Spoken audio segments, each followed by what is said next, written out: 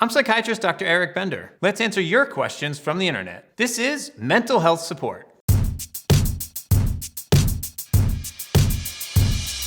At Pink Penguin writes, someone please educate me. What does psychotic mean? Psychotic means a break from reality. You are experiencing things that other people might not be. That can include auditory hallucinations, hearing things other people might not be hearing, visual hallucinations, although those are rarer. You might have delusions, fixed false beliefs you believe are true despite other people showing you evidence that those aren't true. Psychotic does not mean someone is going to commit crimes. At Andrea H. Perez, how does depression make you exhausted, but then sometimes I'm too sad to even sleep? When you're depressed, your circadian rhythms are off. In fact, one of the first things we ask patients about is sleep. People don't realize it. They have this picture that when you're depressed, you might sleep more, but in fact, it's the opposite. You wake up early, and people are like, why am I waking up at 5 o'clock in the morning, not even setting an alarm? It's because your sleep cycle has been phase shifted or phase advanced. You go to bed earlier, and you wake up earlier. We think this has to do with a lack of neurotransmitters when you're depressed. So there's less serotonin, norepinephrine, and there's less acetylcholine. And for some reason, this makes us wake up early. At Atten Supreme, anyone else think stress is contagious? I'll tell you, watching high school students in the Bay Area go through the college application process, I can absolutely tell you it is contagious. There was a study that looked at an audience watching a speech being given by someone who was very anxious. Saliva samples were then gathered from the audience as well as the presenter. The saliva had increased cortisol levels, which is that stress hormone, not only in the presenter, but in the audience. So stress is absolutely contagious. At Say Baby is asking, can depression be hypnotized out of you? No. Hypnotherapy is very effective for some things. It can help people with smoking cessation. It can help people decrease their temper. Sometimes hypnotherapy can also be used to treat sleep disorders and insomnia. It cannot change the level of neurotransmitters in your brain that are correlated with depression. Some people are more hypnotizable than others. When you look at this eye roll chart, it gives you a sense of a gradient, how hypnotizable somebody might be. You ask them to look up into their head. When they're looking straight ahead, that's a 0. Then 1 is slightly, you start to see a little bit of white. Then you start to see more white. The scale goes all the way down to 4, being you see mostly white, almost exorcist style. There is a correlation between those that show a lot of white when they roll their eyes and being able to be hypnotized easily. DJ Leapcard asks, what's the difference between a psychologist and a psychiatrist, and which one do I need to see? Well, a psychiatrist has gone to medical school, so they can prescribe medications. If you're feeling overwhelmed and need to talk to somebody, a therapist would be fine. That could be a psychologist or a psychiatrist. If there's suspicion that medication is needed, then a psychiatrist is the one you'd want to see. At Bellmaps wants to know, question for psychiatrists, counselors, how do you not cry? Well, at Bellmaps, to be honest, sometimes I do get tearful with patients. We are human after all, even though some people don't think we are. At Mets4Nin33, do personality disorders work on a spectrum? Like, can you have mild disorder of narcissism? Absolutely, there's a spectrum here. You can absolutely have narcissistic traits. When it's unhealthy is when you start to think only of yourself. Fantasies and obsessions over unlimited power or beauty. And then the full-blown disorder, you could go as far as to be a malignant narcissist. You have a lack of empathy and don't really care about other people. This is where we find psychopaths. At Resilience Doc, how do you think the brain-gut connection works? Preclinical data, meaning data and research from animals, not people, shows that there's a relationship between the brain, the gut, and the microbiota, or the bacteria that populate your gut. What we found was that in some stress-induced rodents, they ended up having short-chain fatty acids, and what we find is there's actually less serotonin produced in the stress-induced rodent's guts. Now that's not the same serotonin that's in your brain. Yes, it's the same structure, but that serotonin in your gut doesn't cross the blood-brain barrier. However, what we find is that the inflammation that is caused during this stress causes the vagus nerve, which is involved in depression, to not fire the way it's supposed to. And so as a result, this inflammation might have something to do with a depressive state. It suggests that with a healthy gut and healthy microbiome, we can actually have improved mood. Okay, next question. At Dariz Nobot wants to know, when did psychiatry start? Well, formal psychiatry can be traced back to the 19th century. We used to have a group of doctors called alienists, and their job was to understand and treat and be with people who had an alienation from the rest of society that was due to mental health issues. In 1895, Freud wrote Studies in Hysteria. Some consider that the birth of psychoanalysis. Why does no one talk about how depression and anxiety can cause major memory loss? Depression really can make us have memory issues. What we think that has to do with is a lack of glutamate. Glutamate is the excitatory neurotransmitter, and when there's less of that, we find that people don't lay down memory. Processing speed of somebody with a depressed mind can be 40% below what it is when they're not depressed. There's something called pseudo-dementia, in fact, this false appearance of dementia, but it could in fact be a depression. At MaggieMeg26, you ever had a random ass thought that just won't leave your head?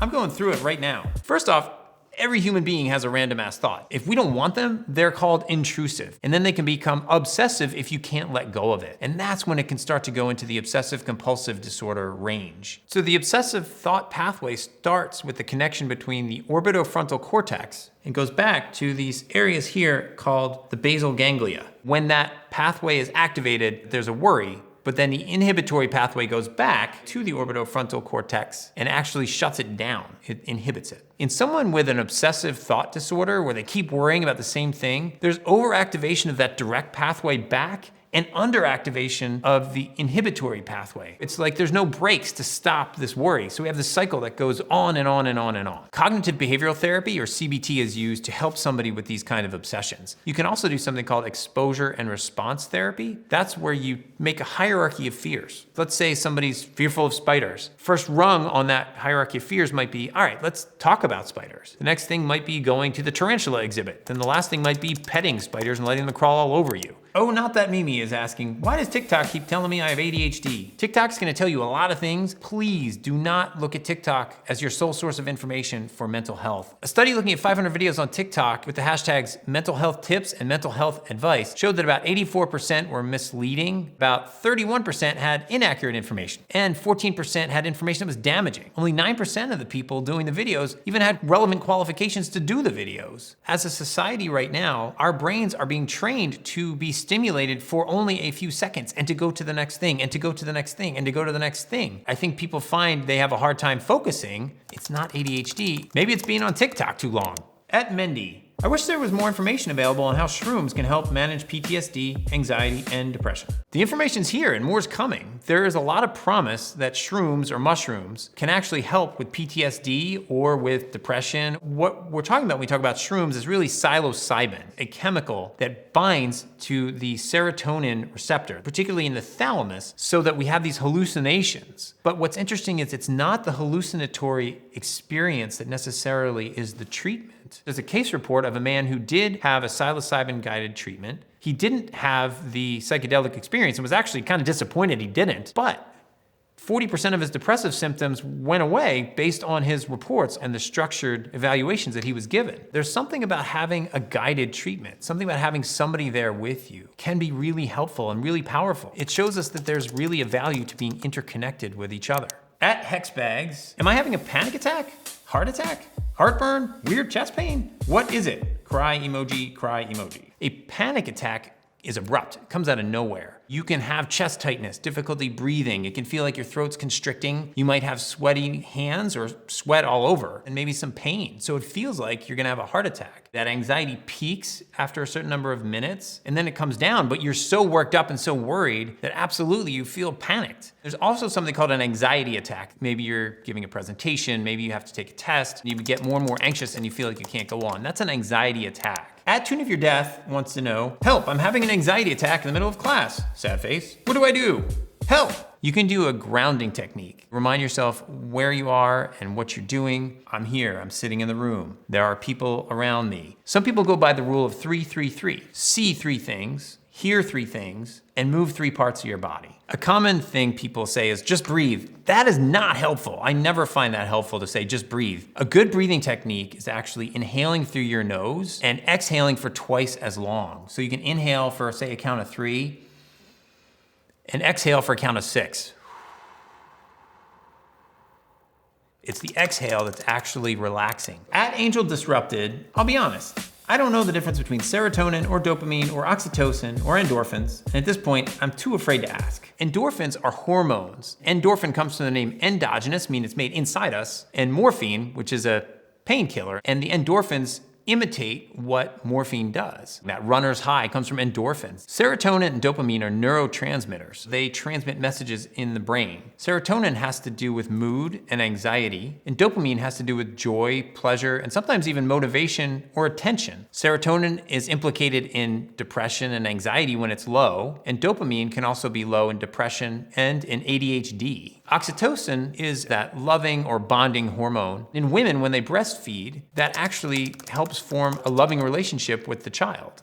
At Anxiety a Loner says, has anyone tried fish oil or omega-3 supplements for mental health? It's meant to be good for anxiety and depression. Did you notice any difference? Omega-3 fatty acids increase blood flow in the brain. Now, this doesn't necessarily correlate to improvements in mood, but some people do report improvements in mood, and that omega-3s can actually help with depression, even with ADHD. There's a population that will respond to that, and they'll be able to concentrate more. You can take 1 gram or up to 2 grams, but studies show that going up to 4 grams doesn't really do anything. 1 gram is the equivalent of having salmon meals maybe 3 times a week. You could get fish burps, though. Just be aware of that.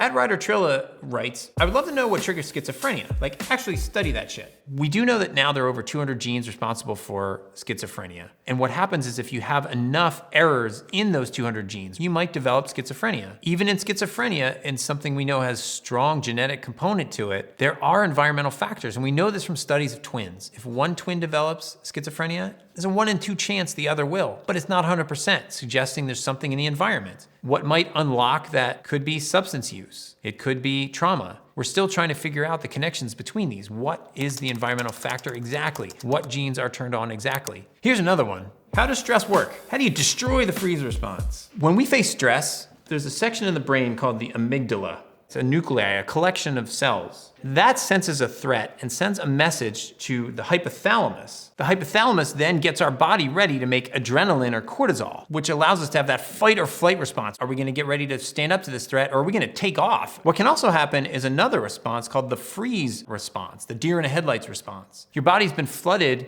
with cortisol to get you ready to fight or flight. But if your body's not responding, then you don't do anything. Destroying the freeze response would probably involve some cognitive behavioral therapy or other types of therapy where you talk about what is it that is keeping you frozen in place. At Lifting Humanity, can depression be beaten or only managed? Absolutely, depression can be beaten. I have seen people have depression in what's called remission. It's not coming back again. What happens in depression is that we have lower levels of serotonin. And when I talk about serotonin, I mean between neurons in the synapse, that connection between nerve cells. There are medications called selective serotonin reuptake inhibitors, the big fancy name, SSRIs, that target serotonin receptors and block them. And then the serotonin sticks around in that synapse. With that, you get increased dendrites, which are the branches of the nerve cells. And with that, you get an elevation of your mood, hopefully. Medications in this category might include fluoxetine, or the brand name Prozac, sertraline, which is Zoloft, escitalopram, which is Lexapro. What we think these medications do is increase the number of dendrites. That's part of the reason it might take 2 to 6 weeks for these medications to work. You're increasing synaptic connections. So medication is one way you can beat depression, and some studies show therapy and meds together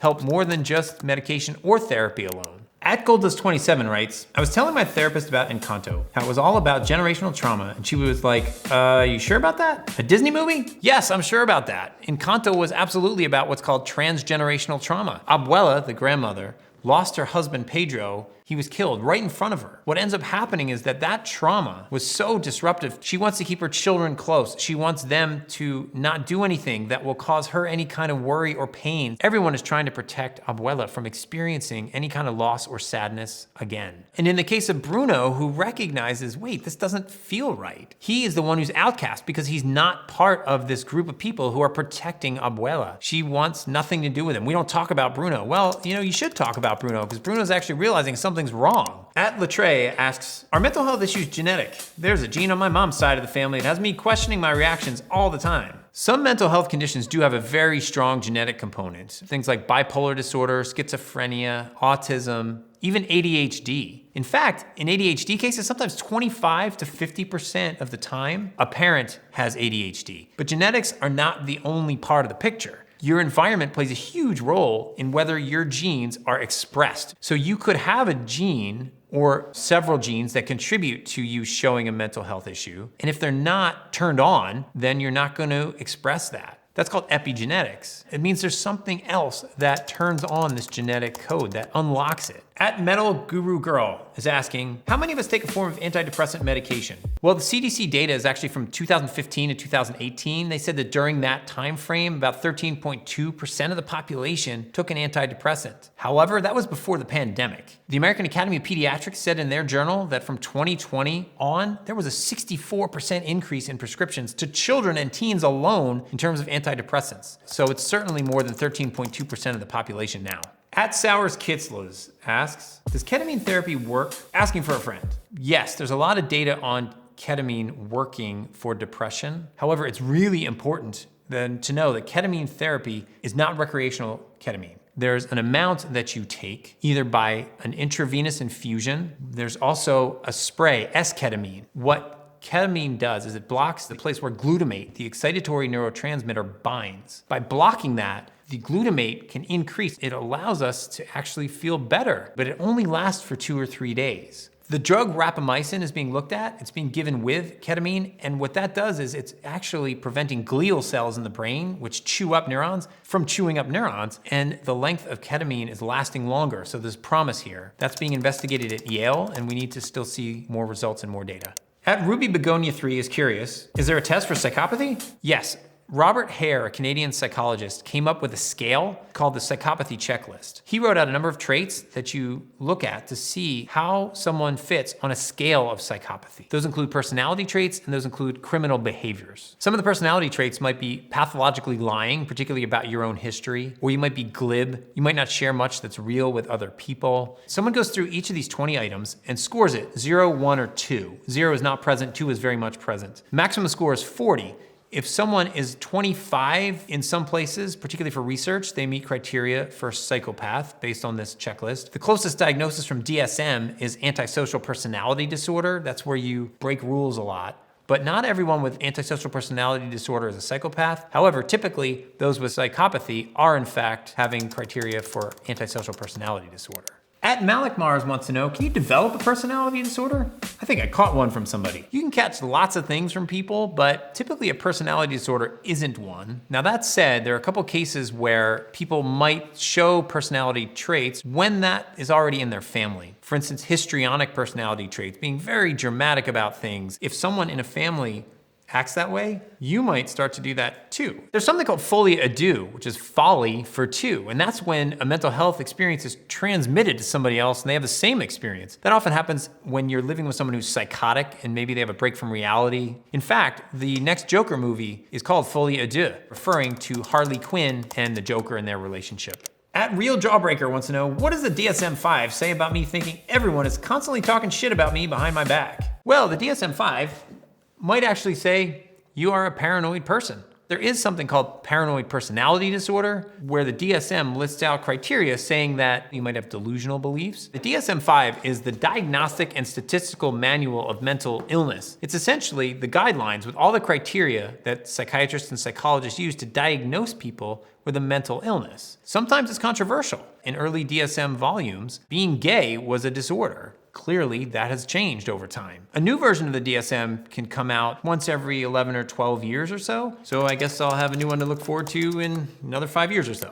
At X Tadashi wants to know, what does the ink blot test even prove? The ink blot test, also called the Rorschach test, was developed by Herman Rorschach. He was a psychologist and a psychoanalyst. And what happens when you're given a Rorschach test, someone might hold up the card and say, tell me what you see. Batman, some kind of animal, something sexual. And then there's a scoring system. You would look at what part of the picture did someone focus on. And the idea is that it reveals something about their unconscious. Initially, Rorschach thought this could be a way to diagnose schizophrenia. We know that that's not the case. The Rorschach test is still used in some ways in psychotherapy, particularly with kids. You get a sense into how they're thinking, what their life is like. So there's a way to glean something about somebody from this test. It's just not gonna be a way to diagnose schizophrenia. At Soul Money says, what do you think about integrative psychiatry, which merges traditional medicine with alternative therapies? Can these things work together? I have actually had patients given terminal diagnoses of illnesses. They took on conventional treatment and then brought in spiritual healers or guided meditation. And what was a terminal diagnosis has turned into this person's tumor shrinking. There was a study that looked at around 30,000 outcomes, and the outcomes with anxiety were that therapy and medication together did better. To me, that's an example of how you can combine treatments and do a lot of good. So those are all the questions for today. Thanks for watching Mental Health Support.